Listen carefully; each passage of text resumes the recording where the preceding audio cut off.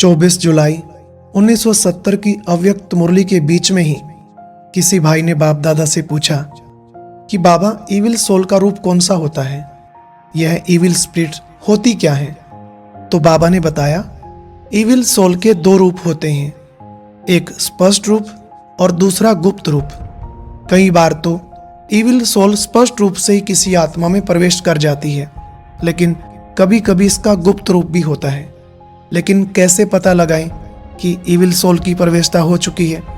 तो बाबा ने पहचान बताते हुए कहा कि चलते चलते अचानक ही किसी में कोई ना कोई बुरा संस्कार बहुत प्रभावशाली रूप में देखने में आएगा, जिसके कारण उनका दिमाग अभी अभी एक बात और थोड़ी देर में ही फिर दूसरी बात करने लगेगा, और उसे भी बड़े फोर्स के साथ कहेगा।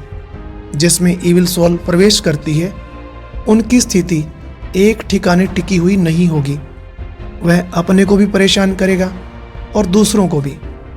तो बाबा ने सावधानी देते हुए कहा, स्पष्ट रूप में जो इविल स्पिरिट आती है, उनको परख कर उनसे किनारा करना तो सहज है, लेकिन वह आप लोगों के सामने स्पष्ट रूप में कभी नहीं आएगी। आएगी तो गुप्त रूप में ही, जिसको आप लोग साधारण शब्दों में कहते हो कि पता नहीं इनका दिमाग कुछ हिल गया है, कुछ पागल से हो गए हैं। लेकिन उस समय उनके अंदर ये इविल अर्थात बुरे संस्कारों का फोर्स इतना अधिक होता है जो वह इविल सोल के बराबर ही हो जाता।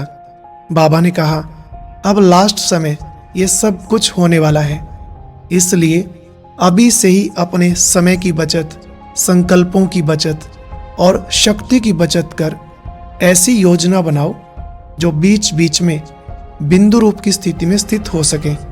तुम जितना बिंदु रूप की स्थिति में स्थित रहेंगे, उतना कोई भी इविल स्पिरिट या इविल संस्कारों का फोर्स आप लोगों पर वार नहीं करेगा। बाबा ने तो यहाँ तक कहा कि आप लोगों का शक्ति रूप ही उन्हों को मुक्ति दिलाएगा। तो अब यह सर्विस भी करनी है, अर्थात इविल स्पिरिट को भी तुम्हें मुक्त करना है, क्योंकि यह अंत के भी अंत का समय है। अब सारा किचड़ा बाहर निकल भस्म हो जाएगा, इसलिए उन्हों का सामना करने के लिए अब बचत की स्कीम बनाओ, तब तुम अपना और सर्व आत्माओं का बचाव कर सकेंगे। ओम शांति। आज का अव्यक्त इशारा, आत्मिक स्थिति में रहने का अभ्यास करो, अंतर्मुखी बनो।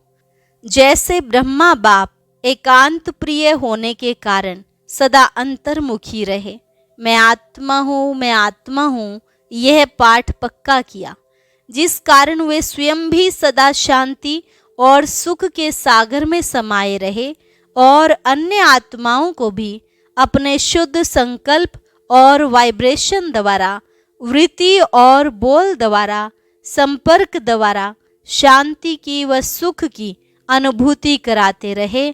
ऐसे फॉलो फादर करो। और अब यह एक बहुत अच्छी वीडियो भी जरूर देखें।